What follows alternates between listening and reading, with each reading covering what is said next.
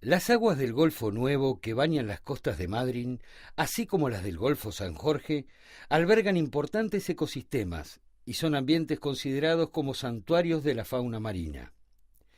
Sin embargo, como hemos visto, ecología y medio ambiente no es lo mismo, y el desarrollo humano condiciona estos ecosistemas naturales. Pero vamos por el principio. El 28 de julio de 1865, 153 colonos galeses desembarcaron en este inhóspito lugar. Habían llegado desde el puerto de Liverpool, a bordo del velero Mimosa. Anclaron en ese fondeadero natural y lo llamaron Puerto Madryn, en honor al barón de Madryn, de Gales.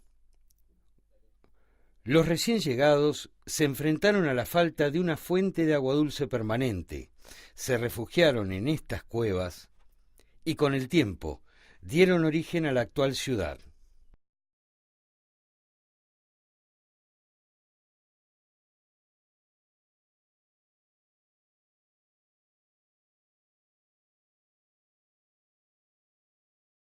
La historia de Madryn tiene un clic en 1972.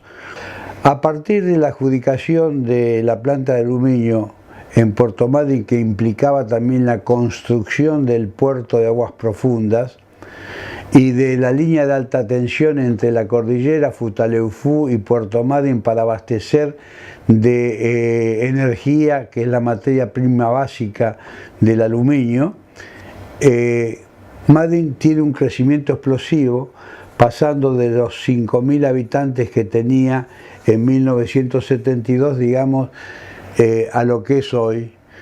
Y a lo del aluminio se le sumó en los 80 el boom de la pesca, ¿no es cierto?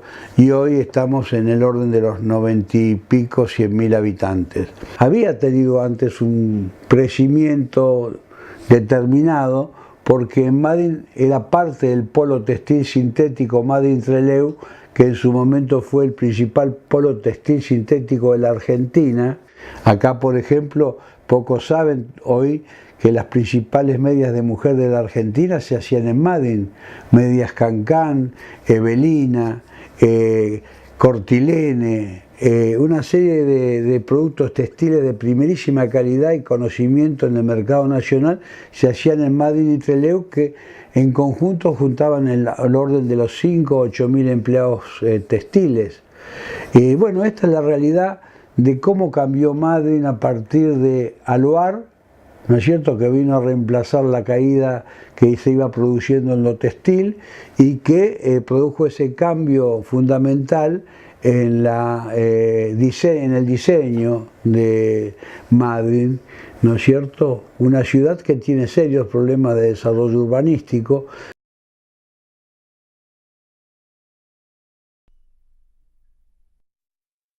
Cuando una ciudad costera crece sin una adecuada planificación ambiental, las consecuencias en los ecosistemas marinos pueden ser insospechadas, y muchas veces su impacto sobre los ambientes naturales solo son observados y pueden ser estudiados tiempo después de la causa del mismo. Mi línea de investigación se centra en una especie de macroalga parda exótica y actualmente invasora, la especie de Tsundaria pinnatifida, originaria de Japón, Corea, parte de China, parte de Rusia, ingresada a Argentina probablemente por barcos en el año 1992, detectada por primera vez en el muelle Almirante Storni de Puerto Madryn, y desde ahí se ha ido dispersando por la costa argentina, se ha naturalizado bien, ha generado un estado de invasión, generando grandes praderas y densas praderas en las zonas costeras entre 1 y 15, 20 metros de profundidad, y actualmente se distribuye entre Puerto Deseado al sur, las poblaciones más límites detectadas, Puerto Deseado al sur y Mar del Plata al norte, ocupando tal vez cercano a la mitad de la costa de la Argentina. Esta especie ha generado una problemática ecológica. Es una especie grande, es una especie que llega a medir unos 2 metros, más grande que la gran mayoría de las especies nativas. Hay una cierta cantidad de estudios en ese sentido que demuestran que sí hay un impacto de competencia, reduciendo las poblaciones de macroalgas nativas, el ensamble de macroalgas nativas, reduciendo la población de peces en los arrecifes, particularmente en los arrecifes costeros poco profundos, genera praderas con densidades que pueden superar los 10 kilos por metro cuadrado, extremadamente densas en términos de biomasa, superan ampliamente en biomasa al ensamble nativo de macroalgas en su conjunto, o sea, en la mayoría de las zonas costeras de fondos duros donde las macroalgas crecen, de la región de Patagonia Norte, en la época de undaria hay más undaria que todas las macroalgas nativas juntas. Estacionalmente, una fracción de esta biomasa recae sobre las costas, particularmente las costas madrinenses, que fue donde ingresó el alga y que es donde genera praderas muy densas. El alga se desprende en épocas de entre fin de la primavera y principio del verano, y el mar las tira sobre la costa en lo que acá conocemos como arribazones. Esas arribazones son muy grandes, generan una gran deposición de biomasa en la playa, que aquí es de uso turístico, con lo cual tiene implicancias socioeconómicas importantes. También le genera un gasto grande al municipio para retirar esa biomasa y dejar las playas utilizables, y además genera un impacto ecológico sobre la playa con el traslado de las máquinas y la remoción de arena junto con lo que es la remoción de las macroalgas. Se cree que ha llegado asentada, pegada sobre el casco de un barco proveniente de Japón, Corea o algunas de sus regiones nativas, o de otras regiones donde la especie ya fue introducida. En la situación actual en la costa argentina, la especie ocupa más de 1000 kilómetros de costa, formando praderas extremadamente densas, con lo cual la erradicación es definitivamente imposible. Sin duda, el manejo ambiental de los muelles portuarios de Madryn es uno de los puntos fundamentales para el adecuado desarrollo ambiental de la ciudad, ya que los mismos pueden ser puerta de entrada no solo de organismos invasores como vimos, sino también de distintas clases de residuos. Bueno, acá en la administración portuaria de Puerto Madryn, en los dos muelles que tenemos, el Comandante Piedrabuena y el Storni, se gestionan los residuos a través de empresas habilitadas para tal fin. Todos aquellos residuos que llegan de los buques son segregados a bordo según las indicaciones del Marpol, de la Prefectura Naval Argentina. A diferencia de otros puertos, si bien este es un puerto pesquero, mayoritariamente se trabaja con buques congeladores, por lo que el residuo de material orgánico es menor. Eventualmente en esta temporada pesquera de langostino de costa hay descargas, pero el poco residuo que se genera se separa y se traslada también a los lugares habilitados por el municipio para tal fin. En cuanto a los residuos de líquidos de sentinas, aceites, combustibles y demás material contaminado con ellos, todos son gestionados por operadores registrados de residuos peligrosos. La siguiente, cuando el barco arriba, al pie del barco, al pie de muelle, se colocan los contenedores para la recepción de residuos. El residuo es descargado por la gente de la estiba, se disponen los contenedores y la empresa contratada los retira y los lleva al repositorio municipal, ¿no? Al intermunicipal, a la planta de selectividad de residuos sólidos asimilables a urbanos. Pero ¿cómo se gestionan los residuos, tanto sólidos y líquidos, producidos por esta ciudad a través de las autoridades responsables del medio ambiente del municipio? Tuvimos un crecimiento exponencial muy grande de la ciudad hace mucho tiempo, y bueno, el trabajo es muy arduo porque obviamente esto conlleva un manejo especial de los residuos, tanto industriales como domiciliarios, hablando desde los líquidos hasta los sólidos. En la ciudad existe una planta de tratamiento de efluentes cloacales donde van el 90% de los efluentes cloacales de la ciudad, el 10% restante va a unas lagunas aireadas que quedan en el casco céntrico. Toda esa agua es reutilizada, no hay vuelcos al mar. La expansión de una ciudad se realiza a expensas del asentamiento en la misma de actividades productivas e industriales. Como vimos en el desarrollo de Madrid, la industria productora de aluminio jugó un papel determinante en el desarrollo de la ciudad.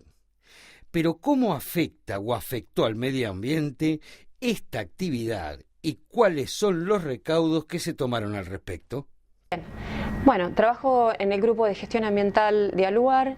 Es un grupo conformado por 10 personas.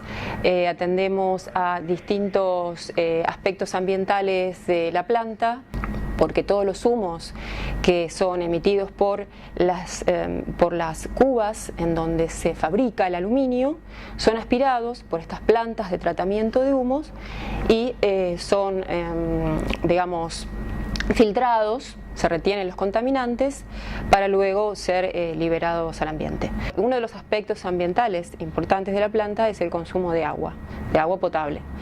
¿Por qué? Porque estamos en una zona en donde el agua es escasa y la planta consume agua para sus procesos.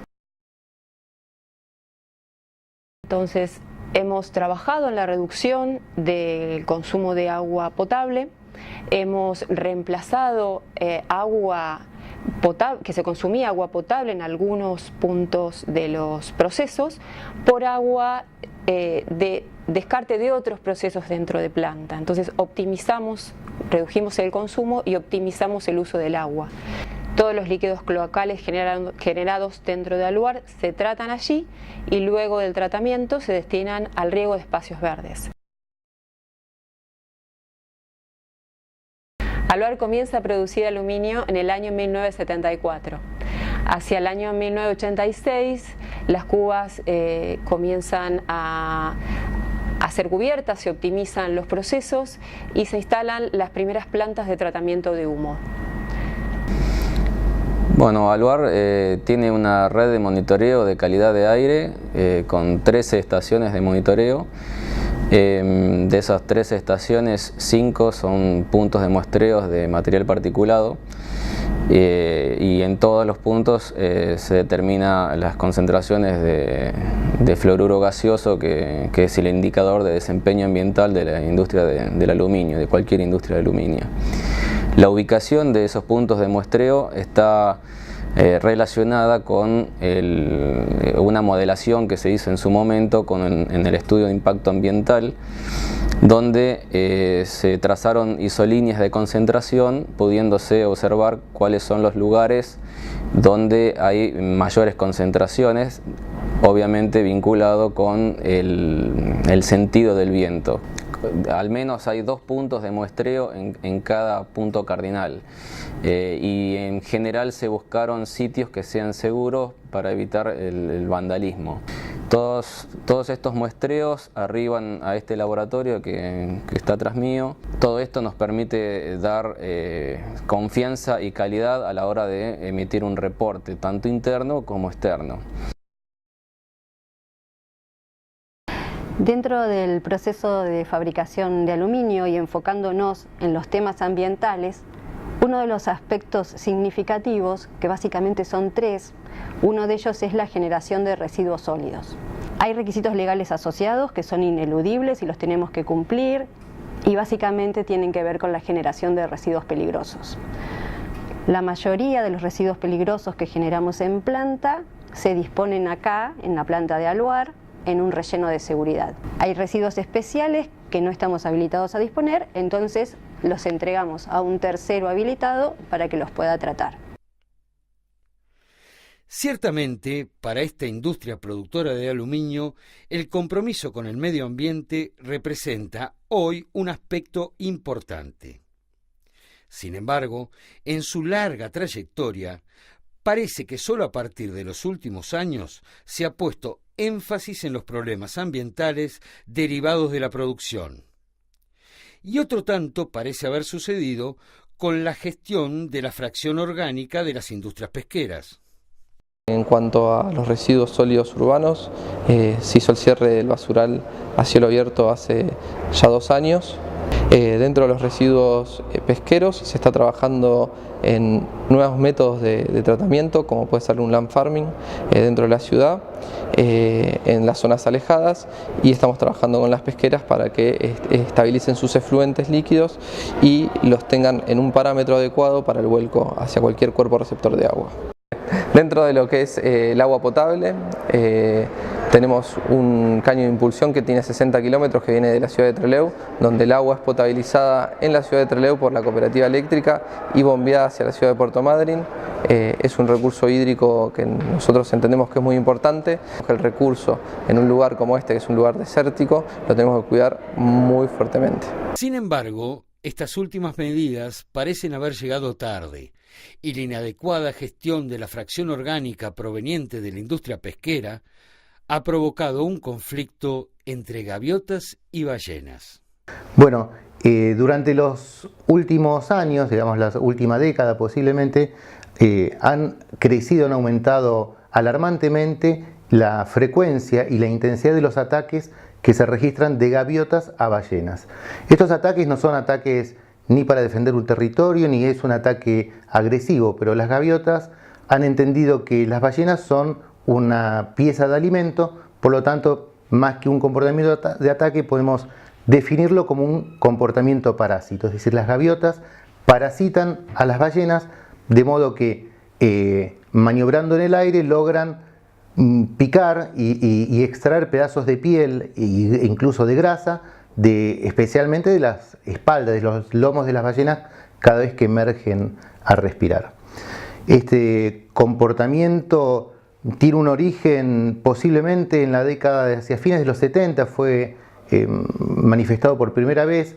Sin embargo, ya a partir de finales de los 90 podemos decir que se ha propagado extraordinariamente este comportamiento, tal es así que al día de la fecha podemos decir que no existe prácticamente ningún cachorro de ballena nacido en esta área, en el área de Península Valdés, que no tenga heridas producidas por gaviotas.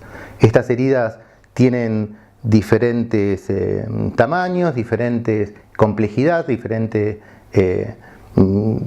están causadas básicamente por el pico, pero luego estas heridas pueden infectarse, pueden ser ventana de ingreso incluso de enfermedades, de patógenos, ¿no? Realmente se termina de propagar el comportamiento a la magnitud que tiene hoy en día a partir de la década del 90, justamente con el gran auge que ha tenido la industria pesquera en la zona. La relación entre las gaviotas y la industria pesquera está mediada por la disponibilidad de alimentos, justamente de los descartes pesqueros que han hecho las plantas pesqueras que estaban instaladas en Puerto Madryn. Para ese entonces, habló de los fines de los 90, grandes cantidades de pescado, de desechos de pescado, ¿no? Pero que es pescado fresco en definitiva, se acumulaban en basurales a cielo abierto. Esto lo que hizo fue aumentar la supervivencia de las gaviotas, que se alimentaban de estas fuentes disponibles de alimentos sin la necesidad de tener que ir a pescar o ir a buscarse la vida en el mundo natural. Es un gran subsidio humano que le estamos dando a las poblaciones. Bueno, las poblaciones de gaviotas se han incrementado notablemente a partir de esta década. Algunas colonias reproductivas de gaviotas que nosotros veníamos monitoreando se han llegado a triplicar por ese entonces.